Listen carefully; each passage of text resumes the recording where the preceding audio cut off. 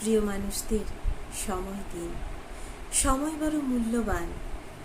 সময় চলে গেলে সে সময় আর ফিরে আসে না। কবি সমরেশ মজুমদারের অতি চমৎকার একটি লেখা শোনাই। আমি টাকা জমাচ্ছি, আমি টাকা জমাচ্ছি। যেদিন অনেক টাকা হবে, সময় কেনার মতো টাকা, সেদিন কিছু সময় কিনে নেব। যারা প্রতিদিন, প্রতি মাস, প্রতি বছরে বলে যায় খুব ব্যস্ত, একদম সময় পায় না, কাজের চাপে মনে থাকে না, তাদের সে কেনা সময় ধার দেব।